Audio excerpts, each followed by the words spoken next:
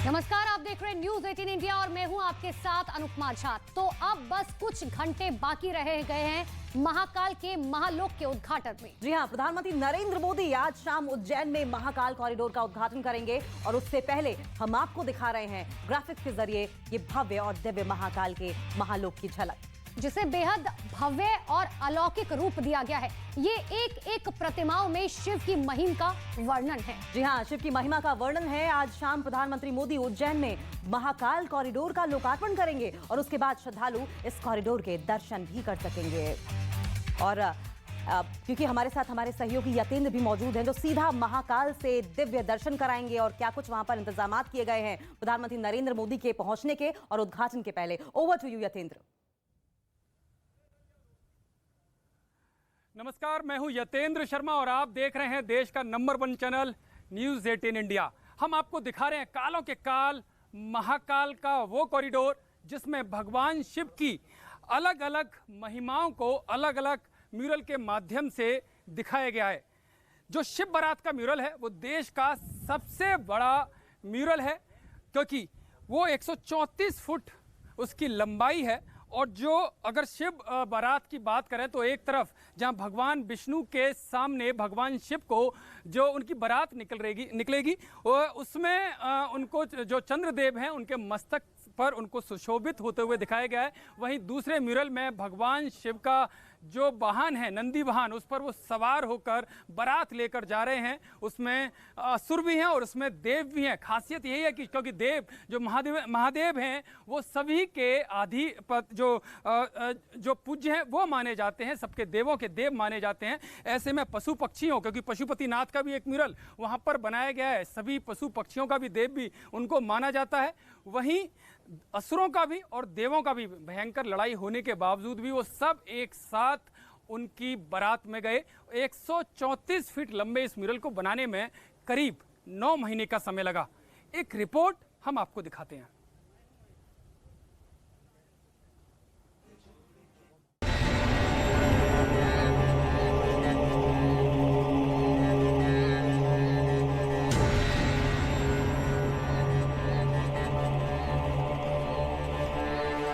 सौ मीटर लंबे महाकाल कॉरिडोर की एंट्री होगी इस विशाल नंदी द्वार से और नंदी द्वार के ठीक सामने दिखेगा ये कमल ताल। कमल ताल के ठीक आगे बना है सप्त ऋषि परिसर। सप्त ऋषि परिसर के मध्य में बना है पंचमुखी शिव स्तंभ।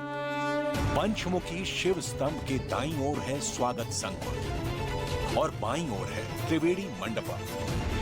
इससे आगे बढ़ेंगे तो दिखेगी नवग्रह वाटिका और नवग्रह वाटिका के ठीक सामने बनी है त्रिपुरासुर वध की प्रतिमा। सबसे बाईं ओर है मुक्त काशी रंगमंच और मुक्त काशी रंगमंच के ठीक आगे है 20 हेक्टेयर में फैला रुद्र सागर सरोवर और सरोवर के किनारे बना है महाकाल पथ जिससे महाकाल का कॉरिडोर पूरा होता है।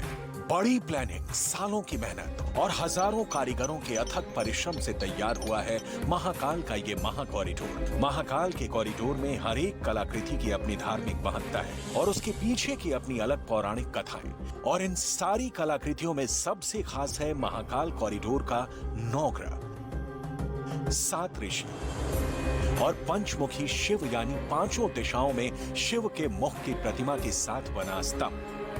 सबसे पहले आपको न्यूज 18 इंडिया इस महाकाल के कॉरिडोर के दर्शन करा रहा है, महाकाल के कॉरिडोर की यात्रा करा रहा है, आपको समझाने की कोशिश कर रहा है कि इस महाकाल के कॉरिडोर में इन सब के पीछे क्या सोच है, क्या किंवदंती है, क्या मान्यता है। सप्त ऋषि, ये 7 ऋषि आपको दिखाई दे रहे हैं, एक एक करके 4 दिशाएं 7 ऋषि। क्या सोच है, क्या मान्यता है?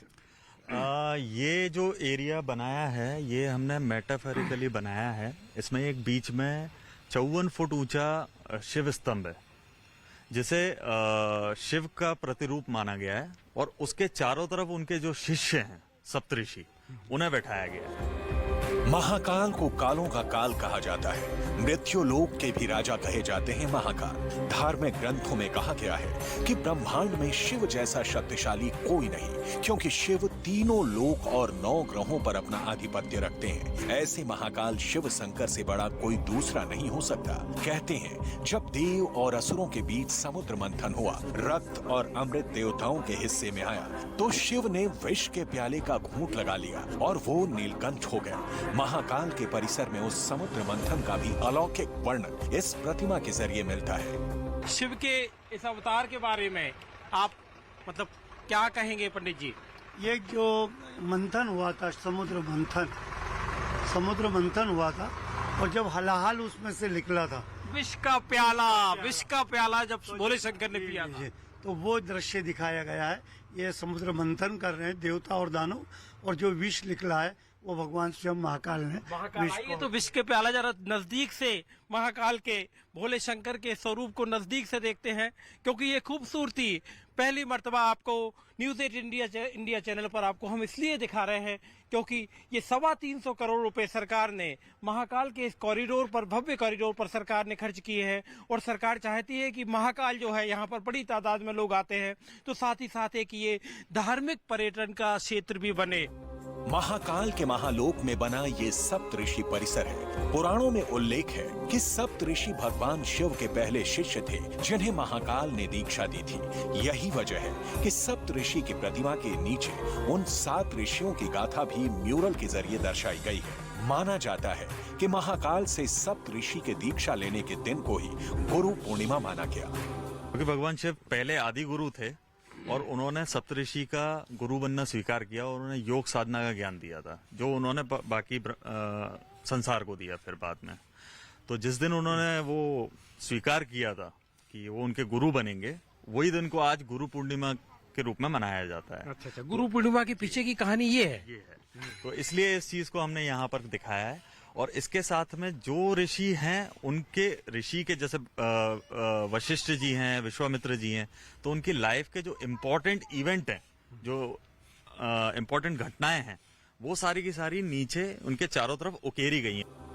महाकाल कॉरिडोर प्रोजेक्ट में उन श्रद्धालुओं की सुविधाओं का भी ध्यान रखा गया है जो हर साल करोड़ों की संख्या में महाकाल के दर्शन के लिए उज्जैन आएंगे। महाकाल कॉरिडोर के पहले चरण में ही उज्जैन शहर का कायाकल्प हर ओर नजर आ रहा है। माननीय मुख्यमंत्री जी का जो विजन था कि महाकाल मंदिर परिसर का विस्तार किया जाए, और इसका विस्तार इस भव्यता के साथ में किया जाए कि एक श्रद्धा और आस्था के लिहाज से भी इसको हम लोग एक भव्य स्वरूप दे सकें, और इसके अलावा पर्यटन की दृष्टि से भी इसको बहुत भव्य बना सके। और उन्हीं के विजन को क्रियान्वित करते हुए लगभग 316 करोड़ रुपए से जो प्रथम चरण है वो तैयार हुआ है, और पूरा जो प्रोजेक्ट है वो 750 करोड़ का है, जो 1 साल बाद दोनों चरण पूरे होंगे। इस कॉरिडोर के बाद से अगर एक दिन में 10-12 लाख या 15 लाख लोग भी दर्शन करके निकल जाते हैं, तब भी बहुत सहूलियत के साथ में, सुविधा के साथ में सभी श्रद्धालुओं के दर्शन हो जाएंगे। और तो इस हिसाब से न केवल भव्यता के हिसाब से, बल्कि श्रद्धालुओं की सुविधा और सेफ्टी के हिसाब से भी हम लोगों ने इसको डिजाइन किया हुआ है। महाकाल कॉरिडोर में आने वाले श्रद्धालुओं के लिए फैसिलिटी सेंटर बनाया गया है। गाड़ियों के लिए बड़े सरफेस पार्किंग का निर्माण किया गया है। सुरक्षा के लिए पूरे महाकाल कॉरिडोर में 600 सीसीटीवी कैमरे लगाए गए हैं। महाकाल के परिसर में घूमने के लिए बैटरी से चलने वाली गाड़ियों की व्यवस्था है। महाकाल का कॉरिडोर इतना विशाल और भव्य है कि एक श्रद्धालु को इसे देखने में कम से कम 5 घंटे लग जाएंगे। परिसर को ऐसा बनाया गया है कि यहाँ एक समय में अगर 5 से 6 लाख श्रद्धालु भी आ जाएं, तो पूरी व्यवस्था बनी रहेगी, क्योंकि पूरा परिसर करीब 47 हेक्टेयर में बना है। इसमें अकेले 20 हेक्टेयर का रुद्र सागर सरोवर है, जो इस कॉरिडोर का अटूट हिस्सा है। रुद्र सागर सरोवर को विकसित करके एक बेहद भव्य रुद्र सागर लेक फ्रंट तैयार किया गया है, जहां पर बैठकर लोग रुद्र सागर के वैभव को निहार सकेंगे और यहां फुर्सत के कुछ पल बिता सकेंगे। रुद्र सागर यहाँ के जो सप्त सरोवर हैं उनमें से एक है, और इसका एक सप्त सरोवर, पहले वो नाम जो मुझे बताया गया कि सारे नाम भगवान शिव के ऊपर है। हाँ, ज्यादातर सब नाम भगवान शिव के ऊपर ही हैं। और सप्त सरोवर ऐसा है कि ये कभी शिप्रा का हिस्सा हुआ करते थे, तो शिप्रा से बह के निकला करती थी। अब शिप्रा जो है वो छोटी हो गई है और वहाँ पे सप्त सरोवर छोड़ गई है। तो ये सरोवरों का अपना एक धार्मिक महत्व है। तो इस सरोवर को हमने इसका जीर्णोद्धार करने का प्रयास किया है। में एक आप अगर देखेंगे तो एक रूस्टिंग आइलैंड भी बनाया है। तो वो आइलैंड जो है वो इसकी इकोलॉजिकल बैलेंस के लिए बनाया गया है। जहां पर पक्षी आएंगे वो रूस्टिंग आइलैंड कहलाएगा। सिर्फ पेड़ पौधे हैं, वहां पे पक्षी आएंगे, अपनी ब्रीडिंग करेंगे और यहाँ पे एक सुंदर दृश्य देखने को मिलेगा। पत्थरों की बनी नक्काशी से बने महाकाल के कॉरिडोर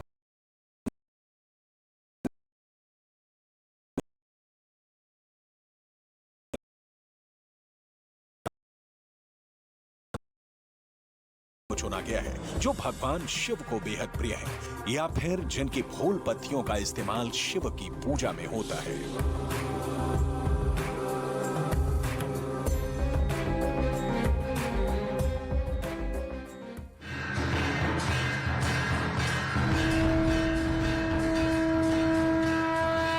गुट को मशाल निशान जारी किया। विवादास्पद